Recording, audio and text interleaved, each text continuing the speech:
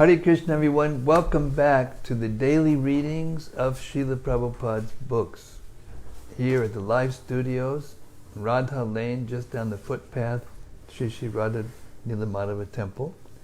I'm here with a bunch of eager bee-like devotees who drink the honey, who like to drink the honey of the topics, honey-like topics of the Supreme Personality of Godhead and His ever-liberated pure devotees. So we are in exceptional company, and therefore we're exceptionally fortunate to be here today and every day. Let's hear from Srila Sanatana Goswami, shall we? And welcome to all of you out there in cyberspace, by the way. And again, I offer my deepest appreciation for the letters that I'm getting from devotees who are being revived in their Krishna consciousness by hearing the Srimad-Bhagavatam from Srila Prabhupada every day.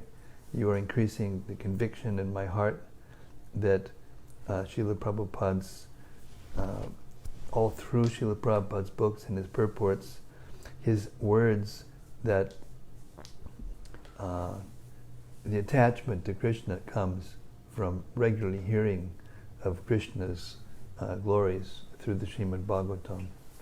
And thank you for that. Hare Krishna. Sanatana Goswami glorifies the Srimad-Bhagavatam with the following Srimad-Bhagavata Mahima Stotram. And it goes like this. Sarva Shashabdipi Yusha Sarva Vedaika Satpala Sarva Siddhanta Ratnaja Sarva Lokaika Drikprada. O nectar of the ocean of all scriptures, singular fruit of all the Vedas, rich mine of the precious gems of all conclusive truths, you are the only giver of sight to all the worlds. Sarva Bhagavata Prana, Srimad Bhagavata Prabho, Kali Dvandoditaditya, Sri Krishna Parimartita. O life air of all the Supreme Lord's devotees, O Master, Srimad Bhagavatam, you are the sun risen in the darkness of Kali. You are the exact image of Sri Krishna. Paramananda Pataya, Prema Varshakshadayate, Sarvada Sarvasevyaya, Sri Krishnaya Namostume. I bow down to you, who are supremely blissful to read. Your every syllable pours down a flood of prema. You can always be served by everyone. You are Sri Krishna himself. Madhika Bando Matsangin Madguro Man Mahadana Man Nistadaka Mad Bhagya Mad Ananda Namostute. My only friend, my constant companion, my spiritual master, my great wealth, my savior, my good fortune, my source of ecstasy, I bow down to you. Asadu sadgutadayin atini chochatakara anamuncha gadachinmam premnarit kantayospura. O bestower of saintliness to the unsaintly, O exalter of the most fallen, please never leave me. Always appear in my heart and my voice with pure love. Well, thank you, Tamal. Hare Krishna. Here.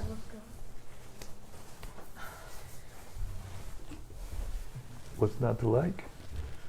Hare Krishna. How are you today? Good. Om Namo Bhagavate Vasudevaya. Om Namo Bhagavate Vasudevaya. Om Namo Bhagavate Vasudevaya. Om Namo Bhagavate Vasudevaya. Om Namo Bhagavate Vasudevaya.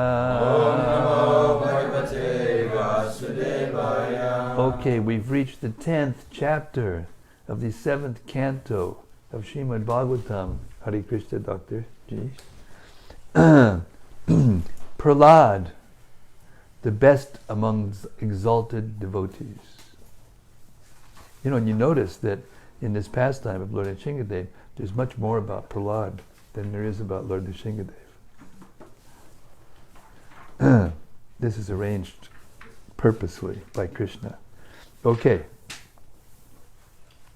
This chapter describes how the Supreme Personality of Godhead, Nrsingadev, disappeared after pleasing Prahlad Maharaj. It also describes a benediction given by Lord Shiva. Lord Nrsingadev wanted to bestow benedictions upon Prahlad Maharaj, one after another, but Prahlad Maharaj, thinking them impediments on the path of spiritual progress, did not accept any of them. Instead, he fully surrendered at the Lord's lotus feet. He said, if anyone engaged in the devotional service of the Lord prays for personal sense gratification, he cannot be called a pure devotee, or even a devotee. He may be called only a merchant, engaged in the business of give and take. Similarly, a master who wants to please his servant after taking service from him is also not a real master. Prahlad Maharaj therefore did not ask anything from the Supreme Personality of Godhead. Rather, he said that if the Lord wanted to give him a benediction, he wanted the Lord to assure him that he would never be induced to take any benedictions for the sake of material desires. Exchanges of devotional service for lusty desires are always very prominent. As soon as lusty desires awaken, one's senses, mind, life, soul, religious principles, patience, intelligence, shyness, beauty, strength, memory, and truthfulness are all vanquished. One can render unalloyed devotional service only when there are no material desires in one's mind. The Supreme Personality of Godhead was greatly pleased with Prahlad Maharaj for his unalloyed devotion. Yet the Lord provided him one material benediction, that he would be perfectly happy in this world and live his next life in Vaikuntha. The Lord gave him the benediction that he would be the king of this material world until the end of the Manvantara millennium, and that although in this material world he would have the facility to hear the glories of the Lord and depend fully on the Lord, performing service to him in uncontaminated bhakti yoga. The Lord advised Prahlad to perform sacrifices through bhakti yoga, for this is the duty of a king. Prahlad Maharaj accepted whatever the Lord had offered him and he prayed for the Lord to deliver his father. In response to this prayer, the Lord assured him that in the family of such a pure devotee as he, not only the devotee's father, but his forefathers for 21 generations are liberated. The Lord, who asked Prahlad to perform the ritualistic ceremonies appropriate, the Lord also asked Prahlad to perform the ritualistic ceremonies appropriate after his father's death. Then Lord Brahma, who was also present, offered many prayers to the Lord, expressing his obligation to the Lord for having offered benedictions to Prahlad Maharaj. The Lord advised Lord Brahma not to offer benedictions to asuras as he had to Hiranyakashipu, for such benedictions indulged them. Then Lord Nrsingadev disappeared. On that day, Prahlad Maharaj was installed on the throne of the world by Lord Brahma and Shukracharya.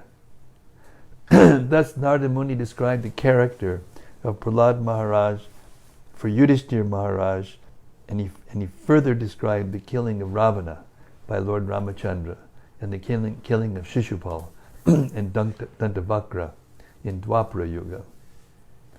Shishupal, of course, had merged into the existence of the Lord and thus achieved Sayuja Mukti. Narada Muni praised Yudhishthira Maharaj because the Supreme Lord Krishna was the greatest well-wisher and friend of the Pandavas and almost always stayed in their house. Thus the fortune of the Pandavas was greater than that of Prahlad Maharaj. Later, Narada Muni described how the demon Maya Danava constructed Tripura for the demons, who became very powerful and defeated the demigods. Because of this defeat, Lord Rudra Shiva dismantled Tripura. Thus he became famous as Tripurari. For this reason, Rudra is very much appreciated and worshipped by the demigods. This narration occurs at the end of the chapter. It's a long chapter, as you might have noticed by the summary. Okay. Text 1. Anybody who wants me to start, please raise your hand. Oh, all right. If you insist. Text 1.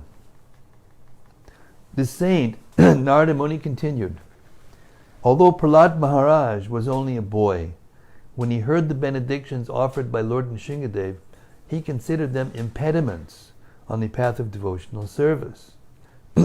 Thus he smiled very mildly and spoke as follows. Purport. Material achievements are not the ultimate goal of devotional service. The ultimate goal of devotional service is love of Godhead. Therefore, although Prahlada Maharaj, Dhruva Maharaj, Ambarish Maharaj, Yudhishthira Maharaj, and many devotee kings were materially very opulent, they accepted their material opulence in the service of the Lord, not for their personal sense gratification. Of course, possessing material opulence is always fearful, because under the influence of material opulence, one may be misdirected from devotional service. Nonetheless, a pure devotee, anyabhilashita shunyam, is never misdirected by material opulence. On the contrary, whatever he possesses, he engages 100% in the service of the Lord. When one is allured by material possessions, they are considered to be given by Maya. I'll repeat that again. When one is allured by material possessions, they are considered to be given by Maya. But when one uses material possessions fully for service, they are considered God's gifts, or facilities offered by Krishna for enhancing one's devotional service. Text 2.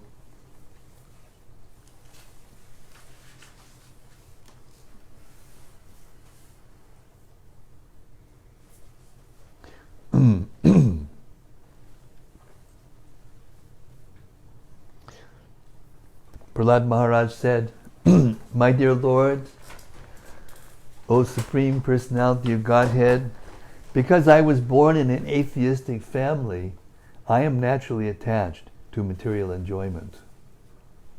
Therefore, kindly do not tempt me with these illusions. I am very much afraid of material conditions, and I desire to be liberated from materialistic life. It is for this reason that I have taken shelter of your lotus feet. Purport. Materialistic life means attachment to the body and everything in relationship to the body. This attachment is based on lusty desires for sense gratification, specifically sexual enjoyment. Kamais, taistaya, rittagyana. When one is too attached to material enjoyment, he is bereft of all knowledge, rittagyana. As stated in Bhagavad Gita, those who are attached to material enjoyment are mostly inclined to worship the demigods to procure various material opulences. They are especially attached to worship of the goddess Durga and Lord Shiva, because this transcendental couple can offer their devotees all material opulence. Prahlada Maharaj, however, was detached from all material enjoyment. He therefore took shelter of the lotus feet of Lord Nrsingadev and not the feet of any demigod. It is to be understood that if one really wants release from this material world, from the threefold miseries, and from janma, mrityu, jara, vyadhi, birth, death, old age, and disease, one must take shelter of the Supreme Personality of Godhead, for without the Supreme Personality of Godhead, one cannot get release from materialistic life. Atheistic men are very much attached to material enjoyment. Therefore, if they get some opportunity to achieve more and more material enjoyment, they take it Prahlada Maharaj, however, was very careful in this regard. Although born of a materialistic father, because he was a devotee, he had no material desires. Anyabhilashita shunyam. Text 3. O my worshipable Lord, because the seed of lusty desires, which is the root cause of material existence, is within the core of everyone's heart, you have sent me to this material world to exhibit the symptoms of a pure devotee. Now, that's a revelation. He's revealing that he came to the material world just to do this. Liberated soul, Nitya Siddha.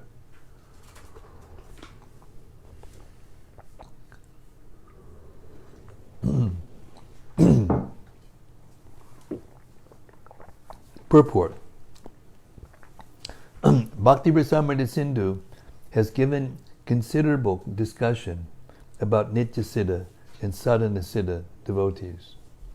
Nitya Siddha devotees come from Vaikuntha to this material world to teach, by their personal example, how to become a devotee. The living entities in this material world can take lessons from such Nitya Siddha devotees and thus become inclined to return home, back to Godhead. A Nitya Siddha devotee comes from Vaikuntha upon the order of the Supreme Personality of Godhead and shows by his example how to become a pure devotee. Anyabhilashita shunyam. In spite of coming to this material world, the Nitya Siddha devotee is never attracted by the allurements of material enjoyment. A perfect example is Prahlada Maharaj, who is a Nitya Siddha, a Mahabhagavat devotee. Although Prahlada was born in the family of Hiranyakashipu, an atheist, he was never attached to any kind of materialistic enjoyment. Desiring to exhibit the symptoms of a pure devotee, the Lord tried to induce Prahlada Maharaj to take material benedictions. But Prahlada Maharaj did not accept them. On the contrary, by his personal example, he showed the symptoms of a pure devotee. In other words, the Lord himself has no desire to send his pure devotee to this material world. Nor does a devotee have any material purpose in coming. When the Lord himself appears as an incarnation within this material world, he is not allured by the material atmosphere. And he has nothing to do with material activity. Yet by his example, he teaches the common man how to become a devotee. When the Lord himself appears as an incarnation within this material world, he is not allured by the material atmosphere, and he has nothing to do with material activity. Yet by his example, he teaches the common man how to become a devotee. Similarly, a devotee who comes here in accordance with the order of the Supreme Lord shows by his personal behavior how to become a pure devotee. A pure devotee, therefore, is a practical example for all living entities, including Lord Brahma. Text 4. Close that door. Yeah, thank you. Thanks. Translation. Otherwise, O my Lord, O Supreme Instructor of the entire world, you are so kind to your devotee that you could not induce him to do something unbeneficial for him. On the other hand, one who desires some material benefit in exchange for devotional service cannot be your pure devotee. Indeed, he is no better than a merchant who wants profit in exchange for service. Purport. It is sometimes found that one comes to a devotee or a temple of the Lord just to get some material benefit. Such a person is described here as a mercantile man. Bhagavad Gita speaks of arto jigyasur artarti. The word arta refers to one who is physically distressed, and artarti refers to one in need of money.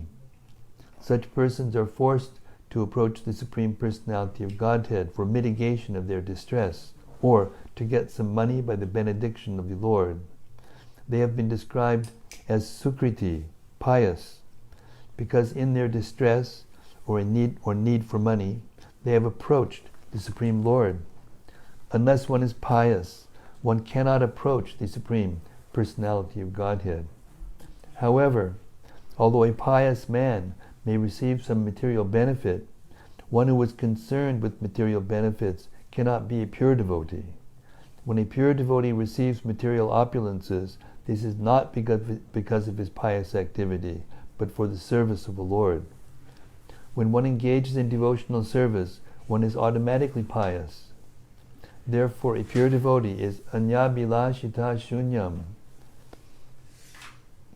He has no desire for material profit, nor does the Lord induce him to try to profit materially. When a devotee needs something, the Supreme Personality of Godhead supplies it. Yogak chemam vaham yaham. Some materialists go to a temple to offer flowers and fruit to the Lord because they have learned from Bhagavad Gita that if a devotee offers some flowers and fruits, the Lord accepts them. In Bhagavad Gita 9:26, the Lord says, Patram pushpam palam toyam yomi bhaktya priyachati tadaham bhaktuparitam ashnami prayatatmanaha. If one offers me with love and devotion a leaf, a flower, fruit, or water, I will accept it. Thus, a man with a mercantile mentality thinks that if he can get some material benefit, like a large amount of money, simply by offering a little fruit and flower, this is good business. Such persons are not accepted as pure devotees because their desires are not purified. They are still mercantile men, even though they go to temples to make a show of being devotees. Sarvopadi vinir muktam pat tat padat vena nirmalam. Only when one is fully freed from material desires can one be purified, and only in that purified state can one serve the Lord. Rishikena Rishikesha Sevana Bhaktir Uchite. This is the pure devotional platform. Text 5. A servant who desires material profits from his master is certainly not a qualified servant or pure devotee. Similarly, a master who bestows benedictions upon his servant because of a desire to maintain a prestigious position as master is also not a pure master. Purport. As stated in Bhagavad Gita 7:20, kamais taistair rityajnana prapadyantain yadevata. Those whose minds are distorted by material desires surrender unto demigods. A demigod cannot become master, for the real master is the Supreme Personality of Godhead. The demigods, to keep their prestigious positions, bestow upon their worshippers whatever benedictions the worshippers want. For example, once it was found that an asura took a benediction from Lord Shiva, by which the asura would be able to kill someone simply by placing his hands on that person's head.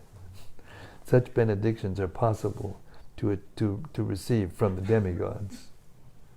If one worships the Supreme Personality of Godhead, however, the Lord will never offer him such condemned benedictions. On the contrary, it is said in the Srimad-Bhagavatam 10:88:8, Yasyaham anugrinami harishe taddanam shanahi. If one is too materialistic, but at the same time wants to be a servant of the Supreme Lord, the Lord, because of his supreme compassion for the devotee, takes away all of his material opulences and obliges him to be a pure devotee of the Lord. Prahlada Maharaj distinguishes between the pure devotee and the pure master. The Lord is the pure master, the supreme master, whereas an unalloyed devotee with no material motives is the pure servant. One who has materialistic motivations cannot become a servant, and one who unnecessarily bestows benedictions upon his servant to keep his own prestigious position is not a real master. Text 6.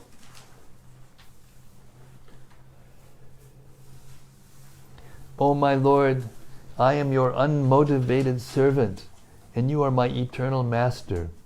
There is no need of our being anything other than master and servant. You are naturally my master, and I am naturally your servant.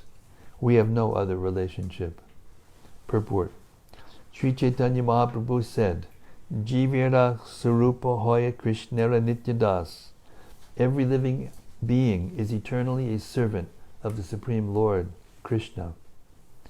Lord Krishna says in Bhagavad Gita 5:29, Bhoktaram Jagatabasam Sarvaloka Maheshwaram. I am the proprietor of all planets, and I am the supreme enjoyer. This is the natural position of the Lord, and the natural position of the living being is to surrender unto Him. Sarvadharman Parityajya Mam Ekam Sharanam Braja. If this relationship continues, then real happiness exists eternally between the master and servant. Unfortunately, when this eternal relationship is disturbed, the living entity wants to become separately happy and thinks that the master is his order supplier. In this way, there cannot be happiness, nor should the master cater to the desires of the servant. If he does, he is not the real master. The real master commands, you must do this, and the real servant immediately obeys the order. Unless this relationship between the Supreme Lord and the subordinate living entity is established, there can be no real happiness. The living entity is ashraya, always subordinate, and the Supreme Personality of Godhead is vishaya, the supreme objective, the goal of life. Unfortunate persons trapped in this material world do not know this. Na te vidu swarta gatim hi vishnum. Illusioned by the material energy, everyone in this material world is unaware that the only aim of life is to approach Lord Vishnu. Aradhanam sarvesham Vishnur aradhanam param tasmat paratadam devi tadiyanam samacharam. In the Padma Purana, Lord Shiva explains to his wife Parvati, the goddess Durga, that the highest goal of life is to satisfy Lord Vishnu, who can be satisfied only when his servant is satisfied. Sri Chaitanya Mahaprabhu therefore teaches, Gopi Bhartu Padakamalayur Dasana Dasana Das. One must become a servant of the servant. Prahlada Maharaj also prayed to Lord Nishingadev that he might be engaged as the servant of the Lord's servant. This is the prescribed method of devotional service. As soon as a devotee wants the Supreme Personality of Godhead to be his order supplier, the Lord immediately refuses to become the master of such a motivated devotee. In Bhagavad Gita 4:11, the Lord says, Yayatam mam prapadyante tangs tataiva bhajamyaham. As one surrenders unto me, I reward him accordingly. Materialistic persons are generally inclined to material profits. As long as one continues in such an adulterated position, he does not receive the benefit of returning home, back to Godhead.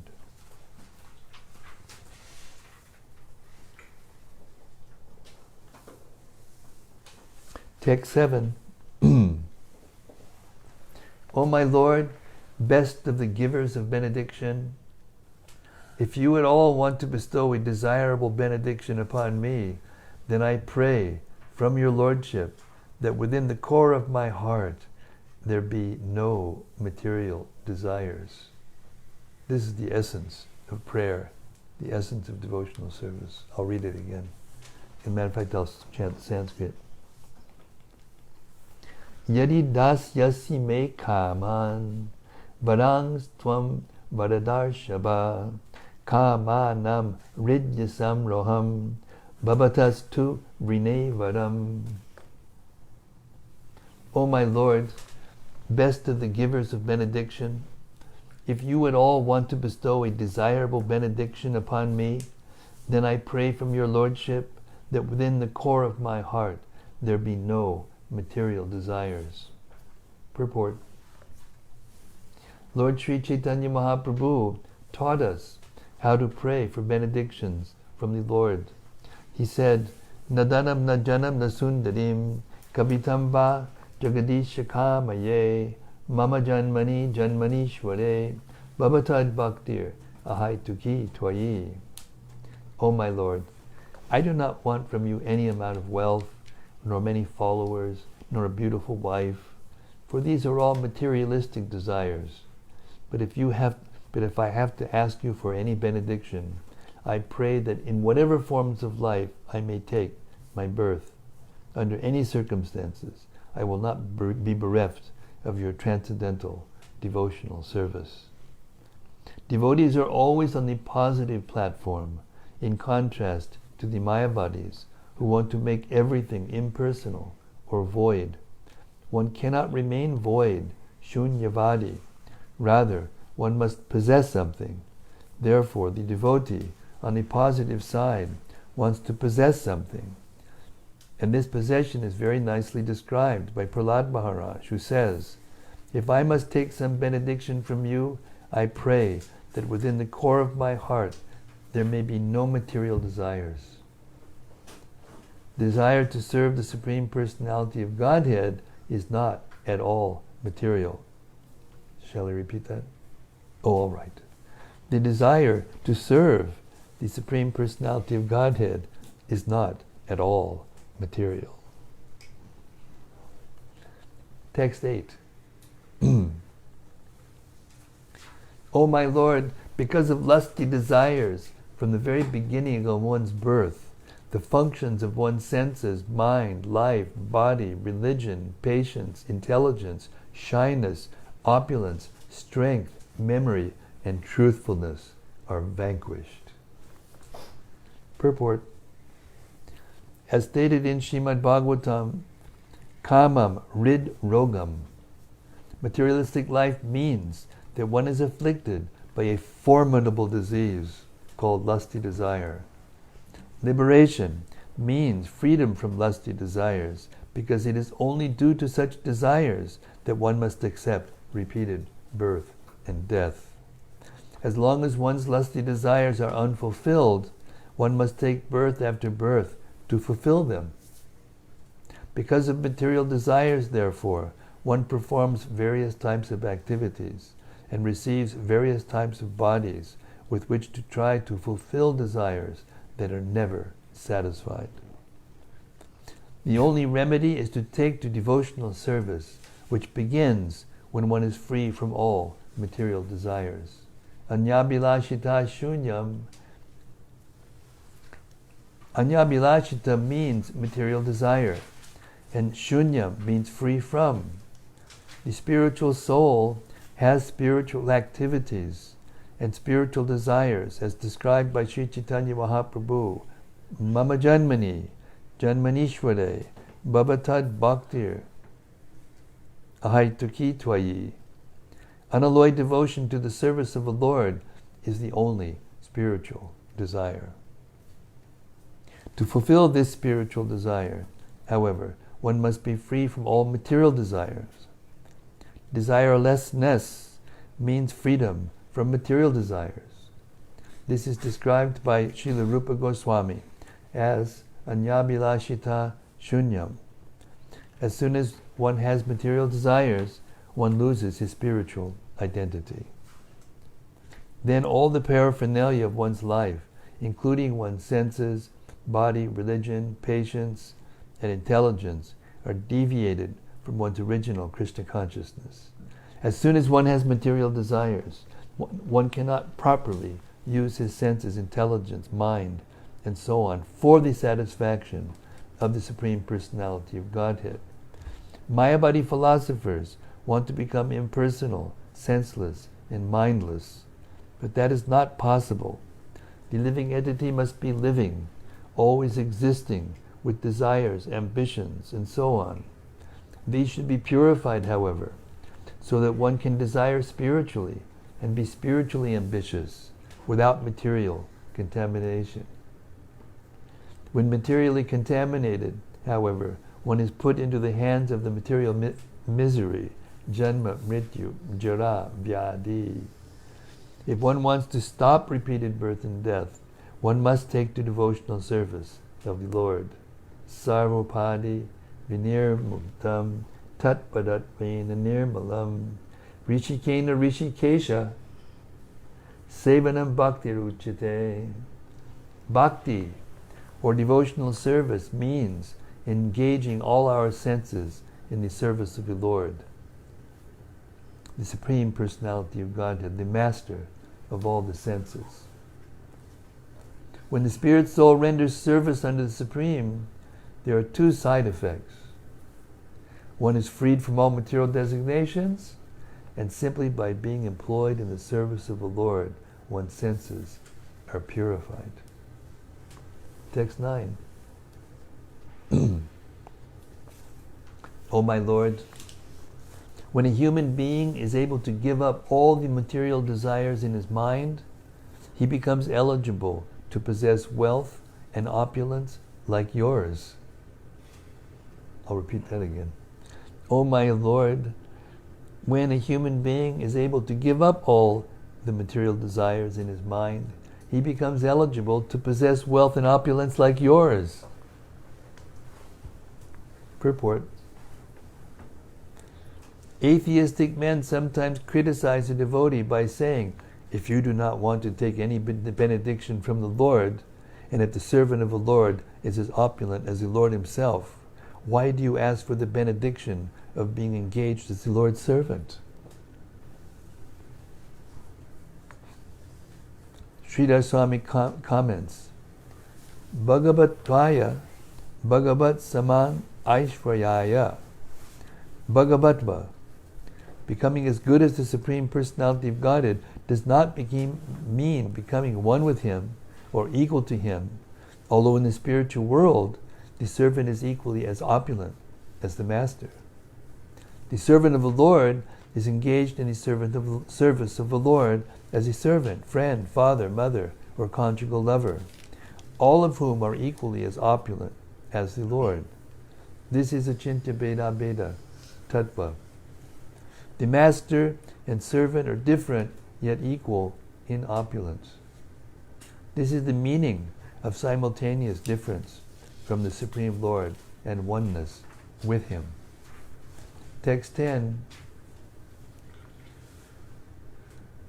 O my Lord, full of 6 opulences, O Supreme Person, O Supreme Soul, killer of miseries, O Supreme Person in the form of a wonderful lion and man, let me offer my respectful obeisances unto you. Purport. In the previous verse, Prahlada Maharaj has explained that a devotee can achieve the platform of Bhagavatva, being as good as the Supreme Person, but this does not mean that the Lord loses his position as a servant. A pure servant of the Lord, although as opulent as the Lord, is still meant to offer respectful obeisances to the Lord in service. Prahlada Maharaj was engaged in pacifying the Lord, and therefore he did not consider himself equal to the Lord. He defined his position as a servant and offered respectful obeisances unto the Lord. Text 11. The Supreme Personality of Godhead said, My dear Prahlada, Lord Shingadev speaking now. The Supreme Personality of Godhead said, My dear Prahlada, a devotee like you never desires any kind of material opulences, either in this life or in the next. Nonetheless, I order you to enjoy the opulences of the demons in this material world, acting as their king until the end of the duration of time occupied by Manu. That's a whole Manvantara. Manvantaras. It's 14 Manvantaras in a day of Brahma. 8,600,000,000 years divided by 14. That's a long time. Purport. Oh, Krishna's. One Manu lives for a duration of time calculated to be an aggregate of 71 yuga cycles, each of which equals 4,300,000 years. Although atheistic men like to enjoy material opulences, and they endeavor with great energy to build big residences, roads, cities, and factories, unfortunately they cannot live more than 80, 90, or at the utmost 100 years. Although the materialist exerts so much energy to create a kingdom of hallucinations, he is unable to enjoy it more than a few years. However, because Prahlada Maharaj was a devotee, the Lord allowed him to enjoy material opulence as the king of the materialists. Prahlada Maharaj had taken birth in the family of Hiranyakashipu, who was the top materialist. And since Prahlada was the bona fide heir of his father, the Supreme Lord allowed him to enjoy the kingdom created by his father for so many years that no materialist could calculate them.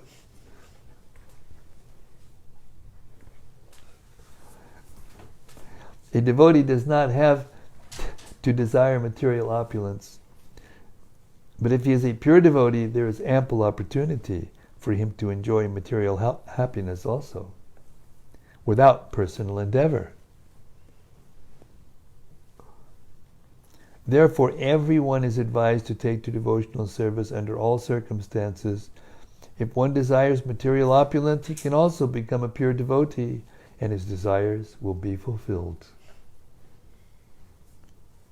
Prabhupada, when he went back to India after some time, all these big guys were coming to him and listening.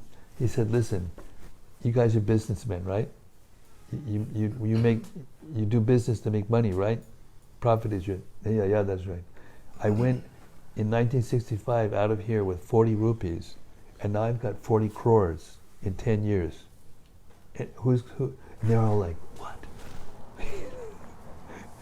Because that's what impressed them. He impressed them, and they became devotees. And they came and supported this movement like anything.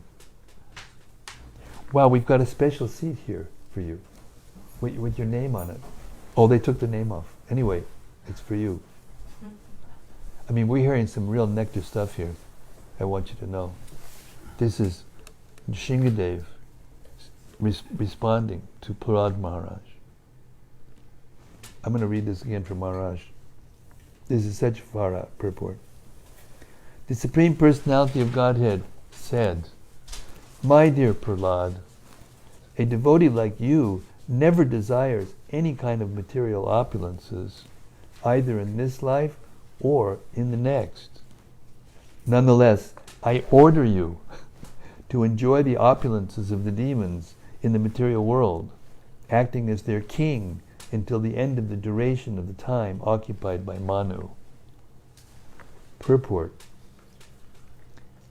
One Manu lives for a duration of time calculated to be an aggregate of 71 yuga cycles, each of which equals 4,300,000 years. Although atheistic men like to enjoy material opulences, and they endeavor with great energy to build big residences, roads, cities, and factories, unfortunately they cannot live more than 80, 90, or at most 100 years. Although the materialist exerts so much energy to create a kingdom of hallucinations. This is what happens when you're pure. You can hear and you can laugh at something that's funny. Oh, Krishna. Although the materialist exerts so much energy to create a kingdom of hallucinations, he is unable to enjoy it for more than a few years. However, because Prahlada Maharaj was a devotee, the Lord allowed him to enjoy material opulences as the king of the materialists. Prahlada Maharaj had taken birth in the family of Hiranyakashipu, who was the topmost materialist. And since Prahlad was the bona fide heir of his father, the Supreme Lord allowed him to enjoy the kingdom created by his father for so many years that no materialist could calculate them. A devotee does not have to desire material opulence. But if he is a pure devotee, there is ample opportunity for him to enjoy material happiness also, without personal endeavor. Sounds like pretty good business to me. What do you think, Maharaj? Therefore, everyone is advised to take to devotional service under all circumstances. If one desires material opulence, he can also become a pure devotee, and his desires will be fulfilled. It is stated in Srimad-Bhagavatam 2.3.10, Akama sarvakamo va mokshakama udaradihi tivrina bhakti yogena yajeta purusham param. Whether one desires everything or nothing, or whether he desires to merge into the existence of the Lord, he is intelligent only if he worships Lord Krishna, the Supreme Personality of Godhead, by rendering transcendental loving service. Text 12. What a purport. My gosh. Hare Krishna. Chit Prabhupada ki jai. Text 12. It does not matter that you are in the material world. You should always continuously hear the instructions and messages given by me and always be absorbed in thought of me, for I am the super soul existing in the core of everyone's heart. Therefore, give up fruitive activities and worship me. Purport. When a devotee becomes materially very opulent, one should not think that he is enjoying the results of his fruitive activities. A devotee in this material world uses all material opulences for the service of the Lord, because he is planning how to serve the Lord with these opulences as advised by the Lord himself. Whatever material opulence is within his possession, he engages to expand the glories and service of the Lord. A devotee never performs any fruitive or materialistic ceremony to enjoy the results of such karma. Rather, a devotee knows that karma kanda is meant for the less intelligent men. Narottam Das Thakur says in his Prema Bhakti Chandrika, Karma kanda, Jnana kanda, Kevala Vishadabanda. Both karma kanda and jnana kanda, fruitive activities and speculation about the Supreme Lord, are like pots of poison. One who is attracted to karma kanda and jnana kanda spoils his existence as a human being. Therefore, a devotee is never interested in karma kanda or jnana kanda, but is simply interested in favorable service to the Lord, anukulyena krishnanu shilanam, or cultivation of spiritual activities in devotional service.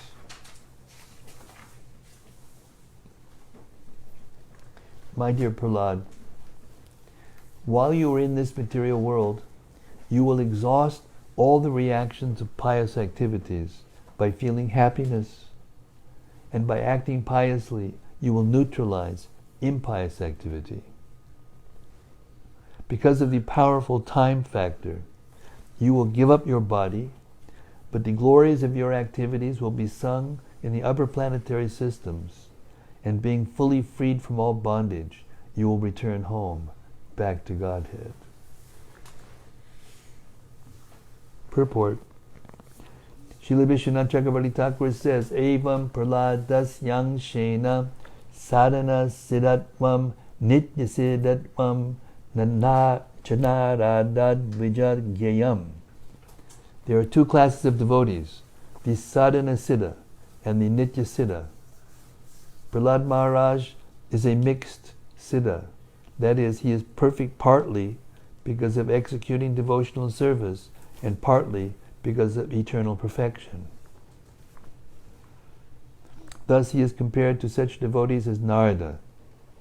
Formerly, Narada Muni was the son of a maidservant, and therefore in his next birth he attained perfection. sadhana siddhi, because of having executed devotional service. Yet he is also a nityasiddha, because he never forgets the Supreme Personality of Godhead.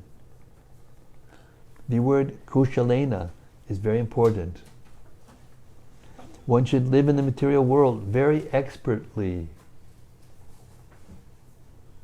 The material world is known as the world of duality, because one sometimes has to act impiously and sometimes has to act piously. Although one does not want to act impiously, the world is so fashioned that there is always danger. Padam, yad, vipadam. Thus, even when performing devotional service, a devotee has to create many enemies. Prahlada Maharaj himself has experience of this, for even his father became his enemy.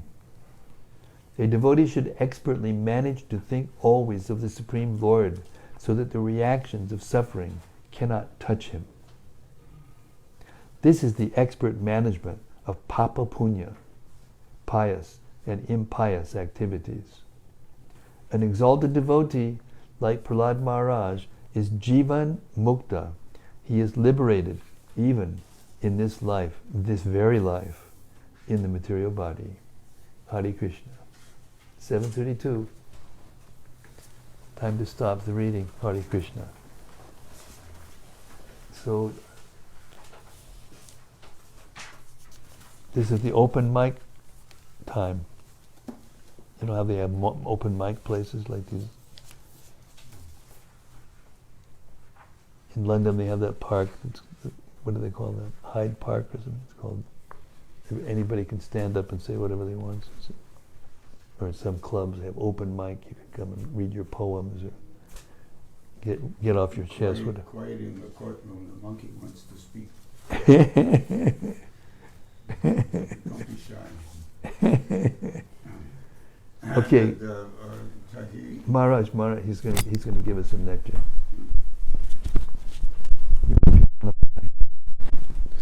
So I don't know anything except a little bit about Bhagavad Gita. So in chapter 2, text 50, Vudiyukto jahati ha ube sukrita duskrite tasmad yogaya yujasva yoga karmashu koshala. So that word koshalam is expert.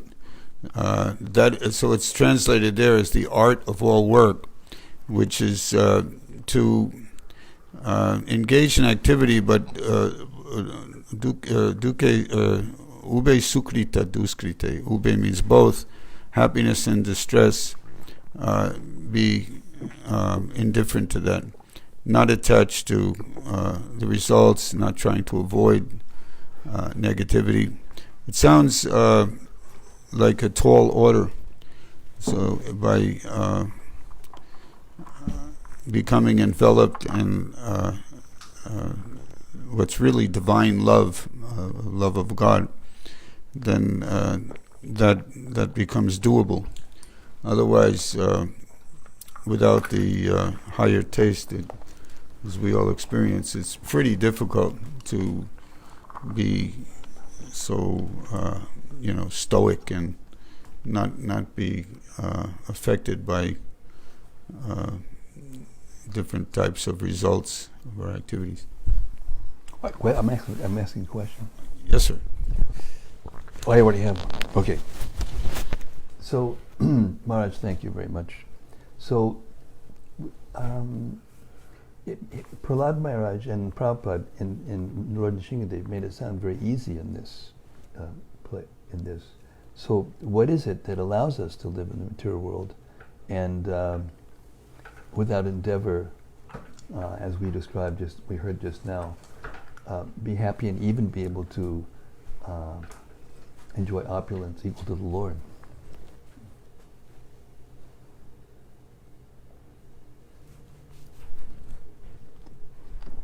This is all a question of consciousness. I mean, if I'm what is it called?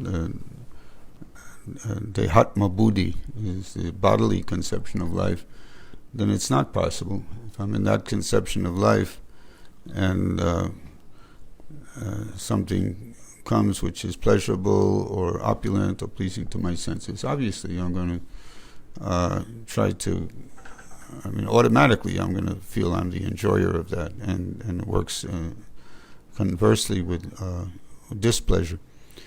But if I'm actually siddha means Brahma Bhuta Prashanatmana, so I'm actually self-realized, not by dint of a separate type of impersonal process, but due to natural elevation in Krishna consciousness, then I would be indifferent, as is described here. I would be able to, obviously, everything we're saying sounds abstract until we think of Srila Prabhupada. We think of Srila Prabhupada, everything becomes crystallized and personal, like in an exact example, where Srila Prabhupada was totally equipoised in the most abject poverty you can possibly imagine, living on the Bowery, Skid Row, as we say in America. And then and Prabhupada himself would sort of chuckle and say, I came with 40 rupees, and now I have 30 crores or something like that. 40 crores of rupees. I just said that very thing. Is it? Confirmed.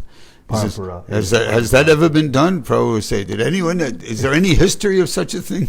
That someone came like that? And therefore all the big businessmen said, yeah, okay.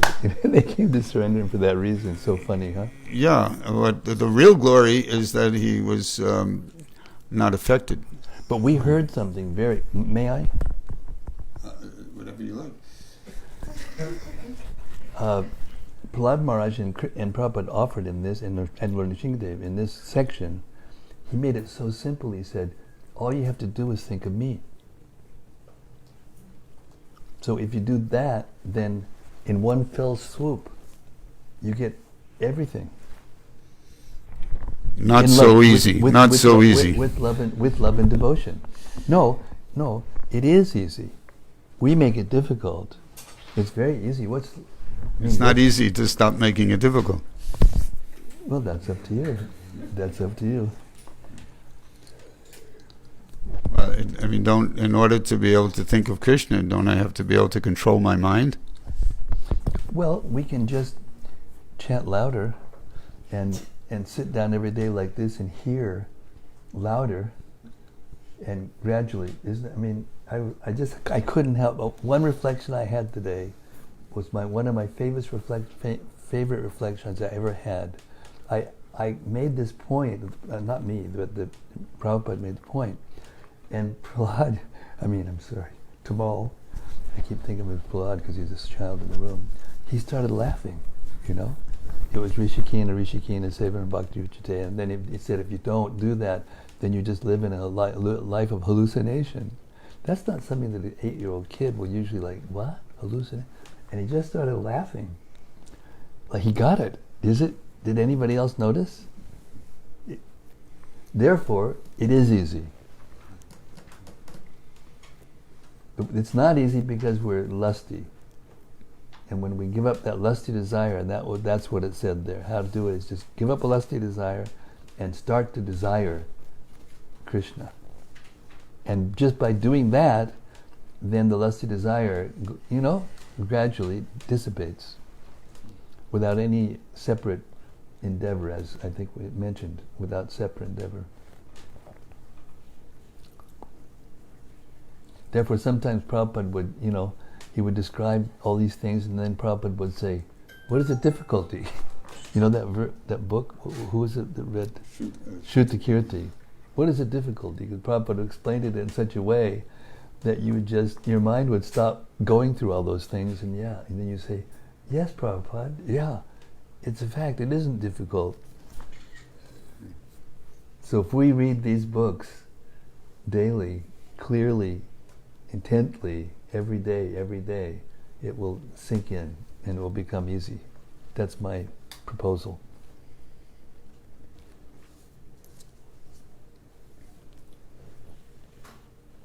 Yeah, okay, it'll take time. Less time for some, more time for others. But this is the process.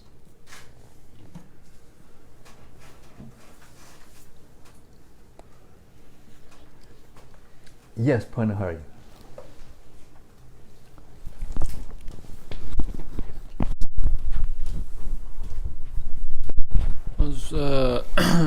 I'm inquiring into further elaboration on some points that were made in these purports about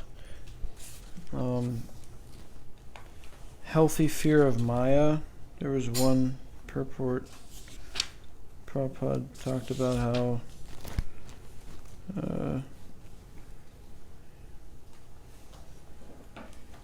he quoted Padam Padam V Padam Yatesham.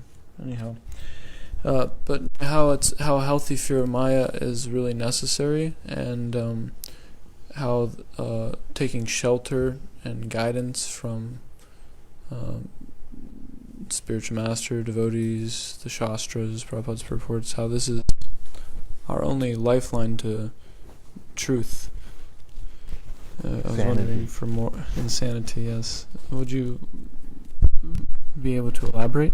Give Maharaj.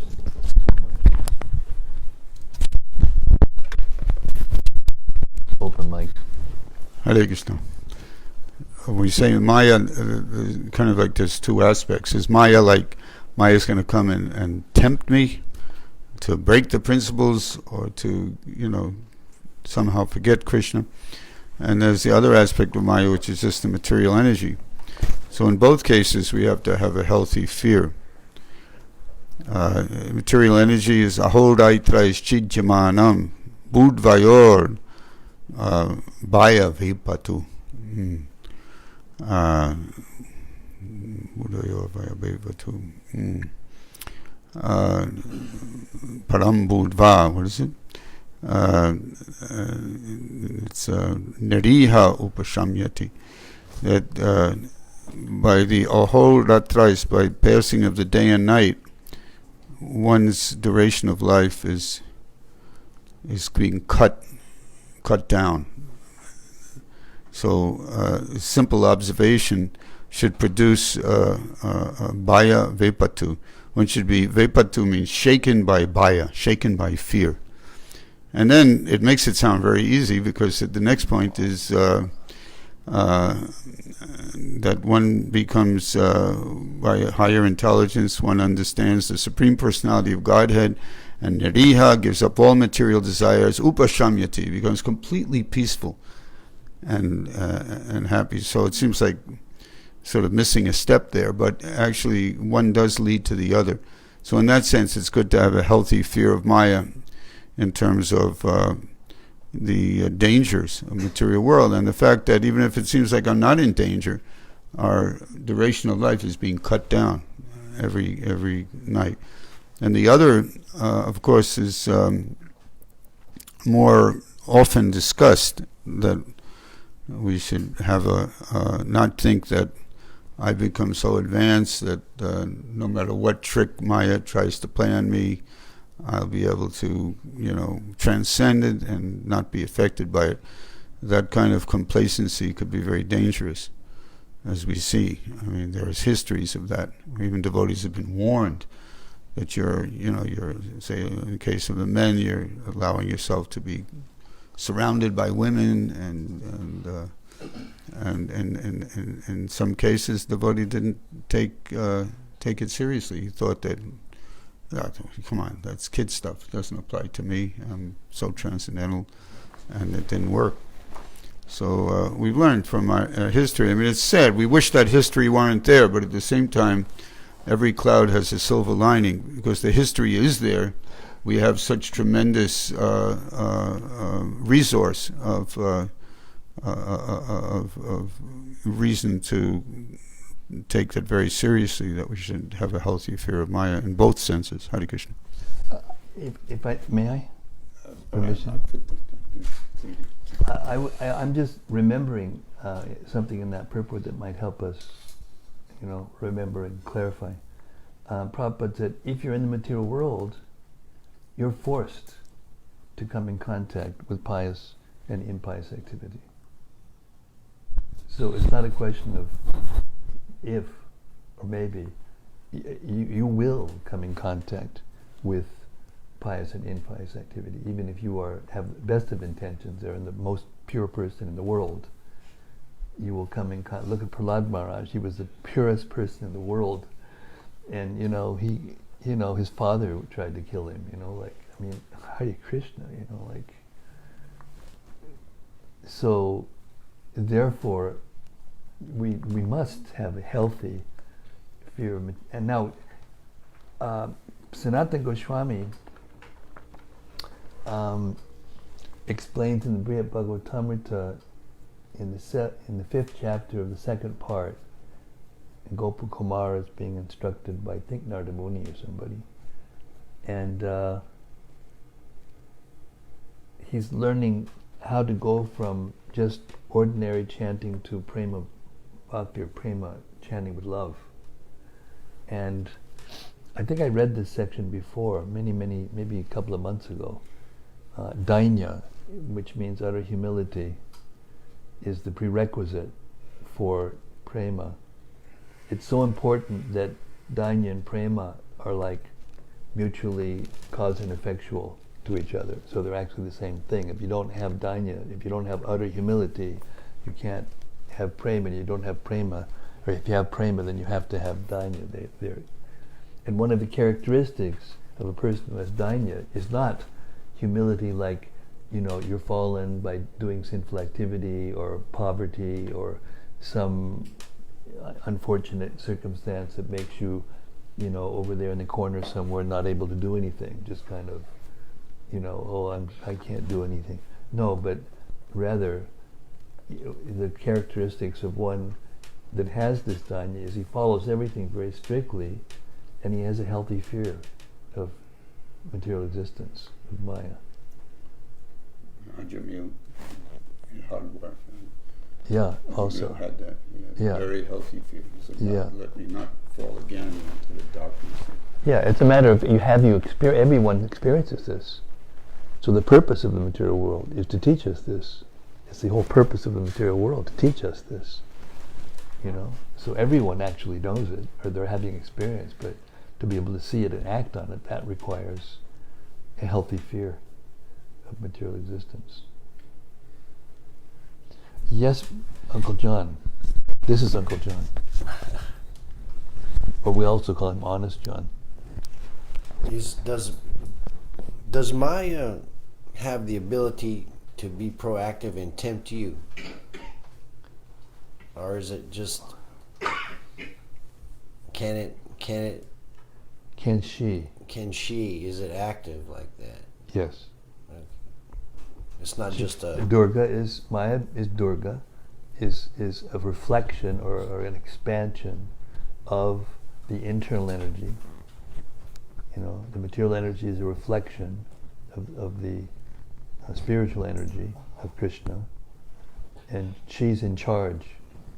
Durga means fortress, fort, and she's in charge.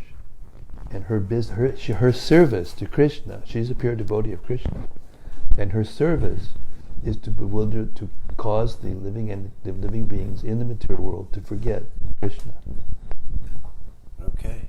But then if you become a pure devotee of Krishna because she's a pure devotee of Krishna, then she becomes, rather than an impediment, she becomes a helper, an assistant, and she comes to you, and it's Prabodhananda Saraswati, I can't remember the verse offhand, Sanskrit, you have to ask the scholars over here. But the Maya says, is there anything that I can do for you, please? Let me help. And then, Prabhupada said that Krishna tells material energy, back off of this person, personally. And from that time on, she backs off. So she doesn't, as long as you keep yourself in Krishna consciousness, she can't, because she doesn't try. Thank you. Okay, this is from cyberspace, coming from cyberspace. We have people out there in cyberspace listening. Rati Manjari says, Hare Krishna, Rati. Dear Guru Maharaj, please accept my humble obeisances. Tonight we heard that Prahlada did not want any benediction from the Lord, yet Lord Nrsimhadev ordered him to enjoy the opulences of the demons in this material world. My question is, Could a devotee ever refuse a benediction like that from the Lord? Would that ever be appropriate, or would that be considered to be offensive? Well, he tried. I'm not a merchant. He tried. He said, don't tempt me. I was born in a family of demons. I'm attracted to all these things. Don't tempt me, please. Oh, Lord, I beg you, don't. And because he loves Prahlada so much, he's okay. But then he says, but still, I order you to take this. And also, what does he promise? You won't be attached to it. And then what will happen? You go back to Godhead. So he made it easy for him, made it easier. Very similar to Dhruva. Yeah, very similar to Dhruva. Interaction. Yeah. Actually, sometimes persons who try to enter into Braj Bhakti prematurely, before they're actually ready, before they're actually purified, they sometimes just want to hear about Krishna and the gopis. They don't want to hear about anything else. But the fact is that when Krishna and the gopis are wandering around in the forest enjoying together, sometimes the gopis ask Krishna to tell them the pastimes of Prahlada and Dhruva particularly, because they're girls and these are 5-year-old kids, and they become ecstatic by hearing that pastime. So it's not that when we become Braj Bhaktas that we don't want to hear about Krishna on the battlefield, or we don't want to hear about Prahlada or Dhruva or all these other pastimes of the Bhagavatam. The Bhagavatam is the basis of pure devotional service. It's the summum bonum. Devotee likes to hear anything and everything about Krishna. I had a small question as well. I was thinking... This is Bhaktipatrick who has a small question. Yes, it may be kind of foolish, but typically, with different impurities in my character and things that I wish to have cleansed, I stop and I try to ask Krishna for help. Should I just, because we're hearing about different requests from the Lord and things being materialistic, is it materialistic to ask for these things to be removed, or should I just surrender and let him do the work? What was the ultimate request of Prahlada Maharaj when he asked him to take a benediction, and he actually agreed? What did he say? For pure service, or that to serve as master? That I may not have any material desires in my heart. Oh. So it's hardly wrong to pray have material desires removed. It's hardly wrong. It's actually following in the footsteps of the great souls, and that's why we read these books. So we can learn how to pray, we can learn how to think, we can learn how to feel, we can learn how to will, we can learn what to do in order to please Krishna. I'm sorry. Is it? It is. I mean, some devotees would say that there was one devotee, he passed away a few years ago. He, I don't remember his name. He wrote a little booklet about. He kind of brought us. You may recall this. He brought us through the morning program, and he was describing each part of the morning program, including chanting and japa, and he was giving the ideal mood that everything I'm doing, even when I'm chanting my japa, is just for the pleasure of Radha and Krishna. That everything we're doing, even in our sadhana in the morning program, should cultivate this feeling that I'm doing this not even for purity. I'm not even doing it because my desire is if I do it, I'll become pure. You can say, well, that's good, because to become pure, then you can render better service. So, it's not bad, antithetical, it's certainly not bad. But ideally, was his name Radha Kund, I think? He was like American. He used to go around with a white lungi and kind of strongly built. Oh, yeah. And he kind of started making a name for himself. Radhesham? No. Radha Kund. Yeah, Radha Kund, I think it was Radha Kund. Yeah. Yeah, he was living in Vrindavan. Yeah, he became like an American sadhu. Yeah. And he started actually having a following. because he was really fixed on this. And this little booklet, I probably lost it. I wish I still had it. It's not the kind of thing you can get online. It was very inspiring because it kept, even though he was describing sadhana bhakti that we do in ISKCON, that we do in our regular morning program, but he was describing it from a spiritual, emotional point of view, that the whole morning program is, and he was even describing how you chant 64 rounds, not just 16, and how you become, and it brings you to higher and higher levels. But throughout the whole process, the whole idea is everything I'm doing is just for Krishna's pleasure, Radha Krishna's pleasure. So I wish we can find that. Maybe somehow it's retrievable. Maybe it's lost to posterity, but You're the research guy. yeah, maybe we can find it. Hare You Krishna. can find it. Hare Krishna.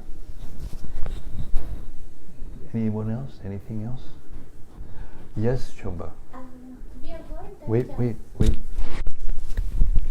Okay.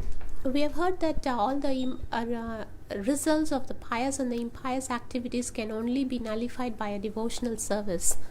But here in the last verse that we read, it says that all the reactions of your pious activity will be exhausted by feeling happiness, and by acting piously, you will neutralize your impious activity. I heard kind of like pious activity you have to enjoy, and for your impious activity you have to suffer. The only way to nullify this is devotional service. But can you explain the verse, please? Well, yes, you do. When you enjoy, the results of your enjoyment reduce.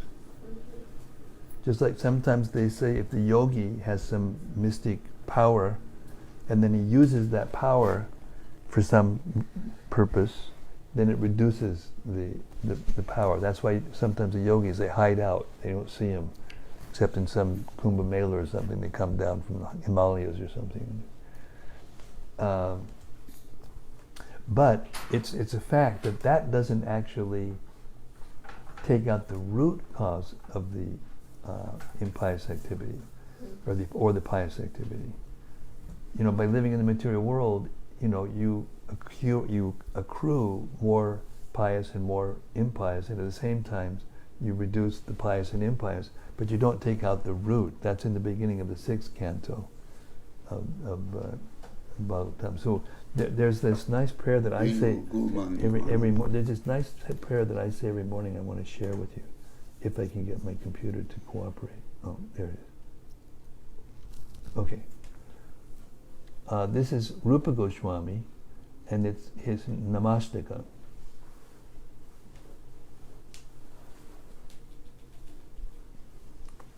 It says that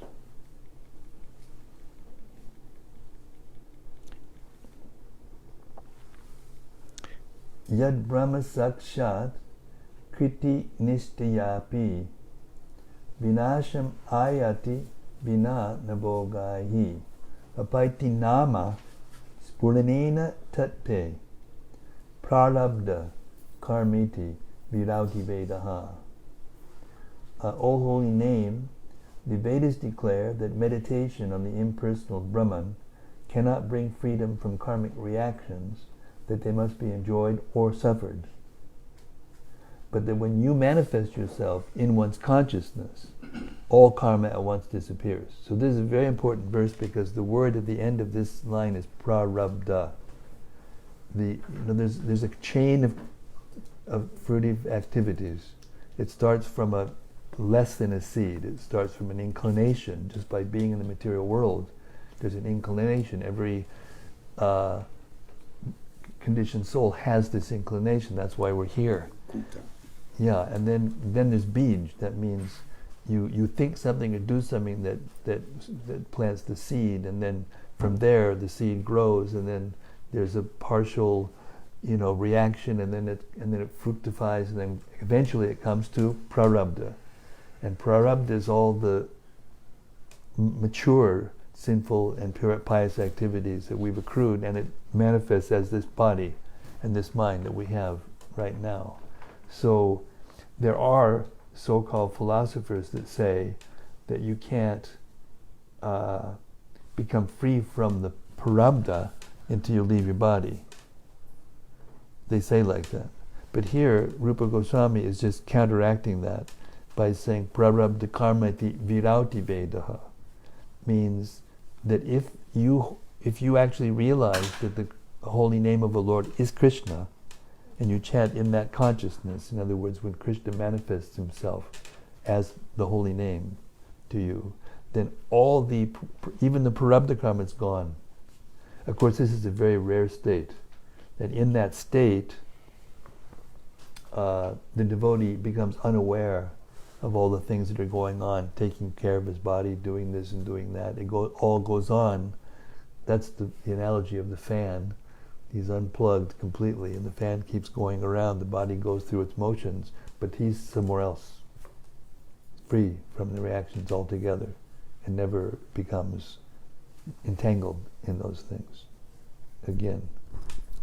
So you can't get to that state unless you chant the holy name of the Lord without offense. Yes, Maharaj. Just a question. We're discussing the idea of dharma and adharma, or karma and vikarma, pious and impious activities. I don't remember the whole verse, but there's a verse in Chaitanya Charitamrita where it's described mano dharma. That's just dharma, and adharma is just in the mind. It's just a mental concoction that one achieves a certain level of Krishna consciousness, and then this whole idea of pious and impious activities becomes sort of gets retired, so to speak. It just doesn't have. When Arjuna asks Krishna, how does a person who's free act and talk and walk? Then Krishna says, Prajahadi yada kaman sarvan parta manogatan atmanyeva manatushta stita pragyas tadojate. So this means that what was the first line again? Prajahadi yada kaman. He gives up activities which are born of material desire.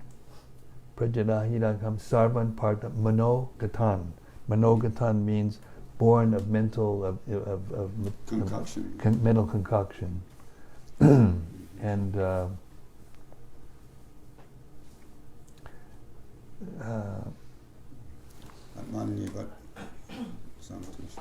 it is two. I always like to read it out, so I don't get it wrong. I think I just did it right, but let's just make sure, shall we? 255. Yes, it is. Absolutely right. Panditji. It is exactly right. Arjun's question was, Stita pragyasika bhasha samadhi stasya keshava stitati kim prabhasheta kim asita vrajeta kim. Arjuna said, "O Krishna, what are the symptoms of one whose consciousness is thus merged in transcendence? How does he speak, and what is his language? How does he sit, and how does he walk?"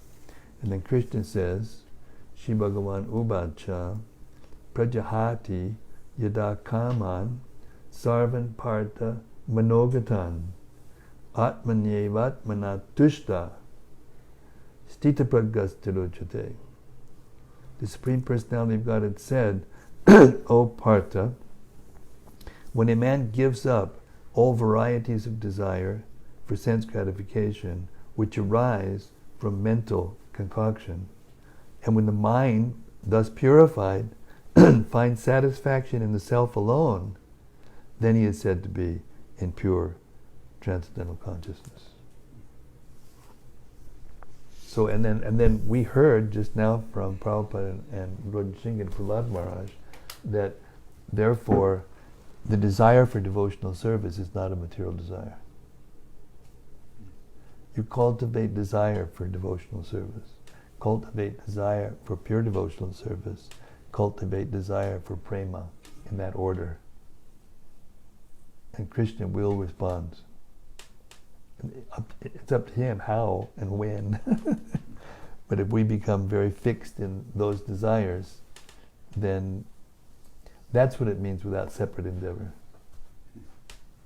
Because Krishna, he becomes attracted to those desires, and he comes forward, makes arrangements. I hope this isn't Prajalpa, but there's a little nostalgia here. Going back to the year 1993, I stayed 3 times. I visited Soho in London, and Keshava Bharati Maharaj was there. And everything is kind of cramped quarters, and that if you've ever been there, it's kind of cramped. We called it the Yellow Submarine. It's because you were it's in London. The devotees met the Beatles. So I was in the bathroom, and Maharaj was taking a shower, and he was chanting by memory the whole. I'm sure he knows more than just the second chapter, but at that time he was concentrating on the second chapter of Bhagavad Gita, and I never forgot that. So I'm sharing it with you now. It's like 26 years later. Hare Krishna. Hare Krishna. Hare Bol. That's why he chants so nicely. Vajahati yada karman sarvan bharatamano gatan atmanye prashnana tushta stita fragyastarochite dukeshvar vignuna, but he knows the whole thing. Okay, we'll stop here before it gets out of hand here. Hare Krishna, thank you so much. Maharaj, thank you for being here and elevating the atmosphere. Sorry I had to come so late. Hare Krishna. And thank you all out here in cyberspace. Thank you, Rocky, for that very nice question. Thank you all for your questions and your reflections. And this is the real deal. If we just keep, you know what Prabhupada said at the end? This is one of the last things he said. I was there, I heard it with my own ears, and then later on I read it in one of the last purports that he wrote. He said, just go on discussing Srimad-Bhagavatam among yourselves, and everything will remain clear. Srimad-Bhagavatam ki jai. Srila Prabhupada ki jai. Gaur Premanandi Hari Hari Bol. See you tomorrow night, 6:30 Central Time, same place, same station. Hare Krishna.